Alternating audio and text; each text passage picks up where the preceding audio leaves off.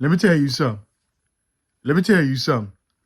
Let me tell you something. Ladies and gentlemen, it's Larry Doom here. We like to come on here and talk about UFC stuff. And today I wanted to talk to you a bit about UFC 303. Uh, Obviously, you know that Conor McGregor will be returning for this fight against Michael Chandler. But what has just been recently announced is that Jamal Hill versus Khalil Roundtree will be the main event for this fight. Um, I guess we'll start off with Conor and go into Khalil Roundtree. Conor McGregor coming off of a very long leave of absence to fight Michael Chandler. Michael Chandler has been announcing this fight um, again and again and again.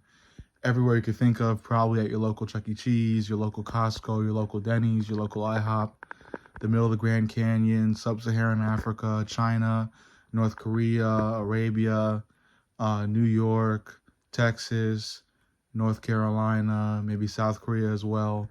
Just about everywhere and every time, Michael Chandler has been announcing and re-announcing his potential fight with Conor McGregor. Well, now we know it's solidified. It's going to happen.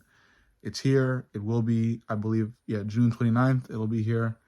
And it'll be a fun watch. Conor McGregor, I don't blame Michael Chandler for doing this. You know, as annoying as it is, he's got to lock down Red Panty Night. He has to lock down this prize. Conor McGregor is the prize.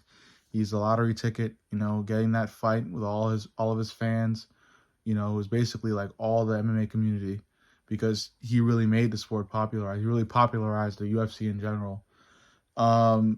It's a big fight because Conor's in it, and yeah, I look forward to it. And it's finally happening. But anyway, the obvious question that comes with this is, who does Larry Doom have for this fight? Who do I have? Up until a couple days ago, I would have told you I have Michael Chandler. And that's just because ever since this fight was announced, I've seen Michael Chandler do nothing but train and train and train and train and train. Calisthenics, weights, hitting the bag, nonstop. I follow his Instagram, and all I've seen him do is train. He's trained nonstop. Conor McGregor, I've seen him party, continue steroid use, enlarge his head, enlarge his body. You know, he has been training, but more often than not, he's been at the different boxing matches, award ceremonies, parties, nightclubs, you name it, he's done it. And the cocaine use as well. So it's always been a factor. And I thought whenever this fight would occur, that Conor would most surely go into this fight doing the same shit he's been doing, which is partying, and probably get knocked out by Chandler. That being said, a couple days ago, I took a look at Conor's recent training film with his training camp. His head looks much smaller. He looks more into it. He looks lighter. He looks very focused, still hungry. And that being said, again, a couple days ago, I finally changed, not even finally, I ended up changing my decision to Conor McGregor. I have Conor McGregor by second round TKO, and I have him because I just believe Conor McGregor is going to end up doing Conor McGregor things. And looking back on the fight, and looking back at these two fighters' previous fights, I have money on the fact that Michael Chandler is going to go out there and just try to be entertaining. You know, just like he said, he's the most entertaining lightweight in the UFC. He's going to try to go out there and go for Conor's head. He's going to be energetic. He's going to be throwing long 1-2s in and out, probably shoot a takedown or two, maybe a couple head kicks, throwing some kicks there as well. Very athletic. But I expect him to charge. I expect him to go out there and, you know, just run after Conor. And that doesn't work. It barely works for any fighters when they fight Conor, because now I see it happening.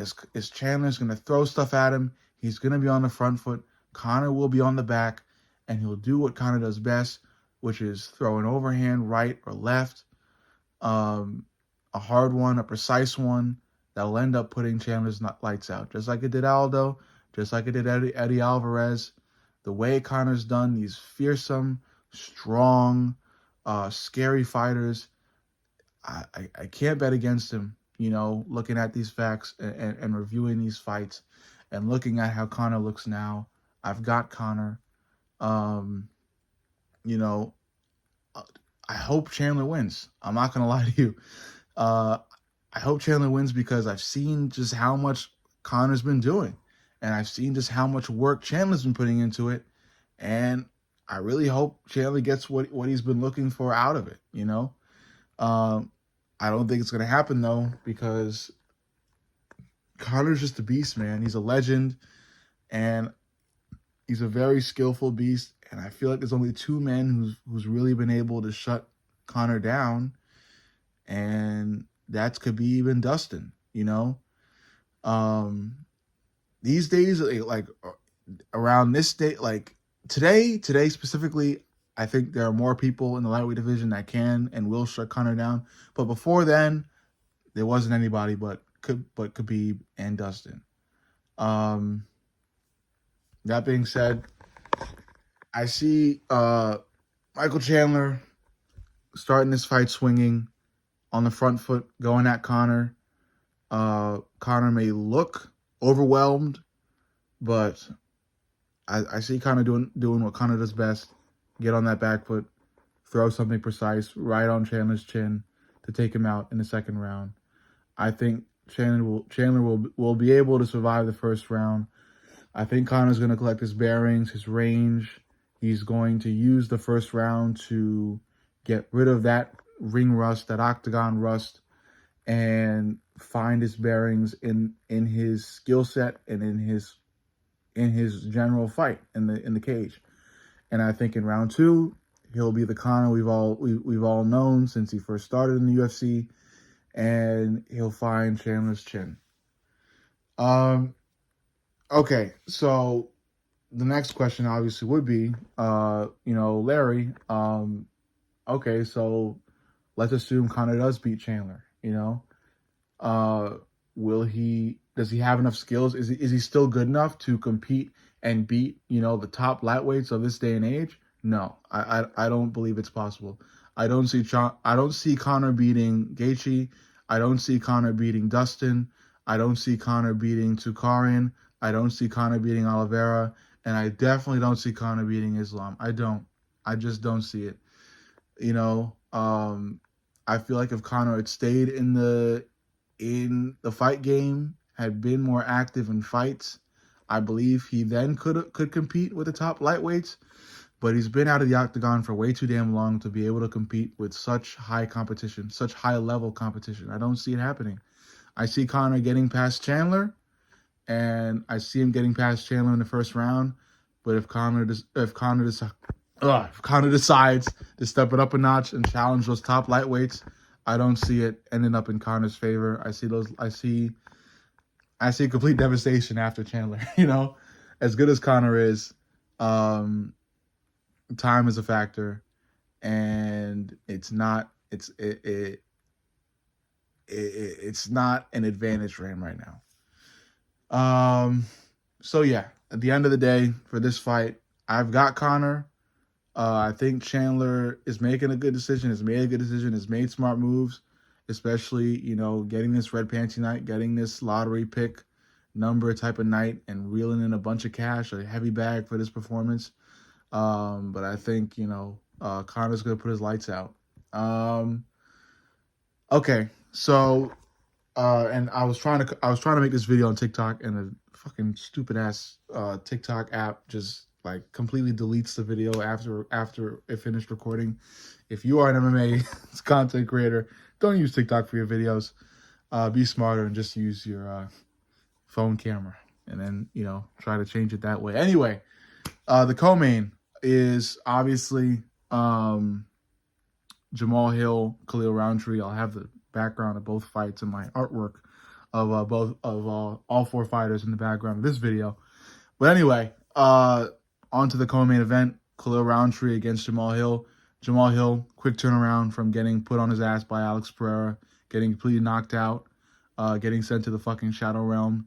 He is trying to make it right back and get that Alex Pereira rematch, which he said in a recent interview, all he can think about is that Alex Pereira rematch.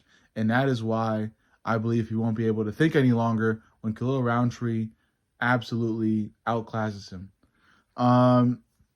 That being said, as you can probably guess by now, I have Khalil Roundtree winning against Jamal Hill by decision. I think a lot of MMA content creators already have announced their decision for Jamal Hill winning that fight. As powerful as Jamal Hill is, and as skillful as he is, I believe Khalil Roundtree has it within his toolbox to beat Jamal Hill. I have Khalil Roundtree winning by decision. I think he's going to be real technical, utilize his kickboxing to outclass Jamal. I think he'll be able to hang in there and, throw shots, just match Jamal's heavy hitting and heavy shots with his kickboxing. I think he will be able to take a couple pages out of Alex Pereira's book when fighting Jamal. And I see him utilizing that kickboxing to just, putting some wear and tear on Jamal Hill, beating him up, and coming out with a decision win. I think Jamal Hill's chin will hold up against Khalil Roundtree. I wouldn't put it past Khalil. I wouldn't be surprised if Khalil gets the TKO. That is my second best choice in this fight, but I am going to play it safe and put my money on Khalil Roundtree winning by decision because I think Khalil will be able to find his shots. I think he'll be able to find good range, collect a whole bunch of, precise shots on Jamal. I think Jamal Hill will not be able to cause as much damage on Khalil because I think Khalil is going to utilize some very good kickboxing defense and be able to just, I don't know if this is a good term. I believe Khalil will be able to defend Jamal Hill's shots well, whereas Jamal will not be able to defend Khalil's shots well, and Khalil will be able to get some precise strikes on Jamal Hill.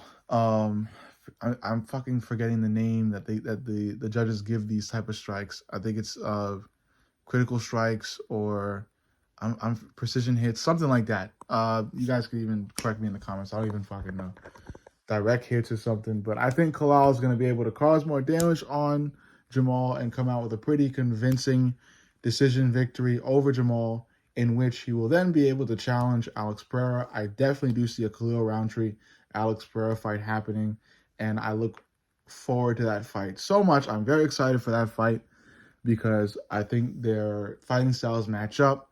I think I will have to put my money on Alex Pereira for that fight, but I want to see Khalil Roundtree in this fight against Jamal, just how good he'll be, just what type of surprising and amazing and impressive moves he'll be able to pull on Jamal. And looking at the results of that fight, I'll be able to tell you whether I have Khalil or Alex for that fight. But anyway, I do have Khalil Roundtree winning by decision for that fight. And then, again, as I've said for the Conor McGregor-Michael Chandler fight, I do have Conor. I did have Michael Chandler, although, up until a couple of days ago, where I finally said, you know what? I'm going to put money on Conor. The legend that he is, as skillful as he is, especially with what I just explained to you about being on the back foot and Michael Chandler being on the front foot. And then with Khalil Roundtree's precise kickboxing style, which he can utilize against Jamal Hill, and just, I think, ultimately break Jamal Hill with that type of fighting. Jamal Hill's like hands down heavy boxing style that he likes to use. I think Khalil Roundtree will be able to piece that apart and come out with a victory. I'm going to play it safe and go decision, but Amanda being a TKO, who the hell knows?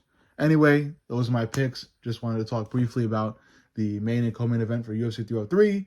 I know I'm skipping 301 and 302, but I will get to those fights in another video. This is Larry Doom signing off. Love you guys. Fuck you.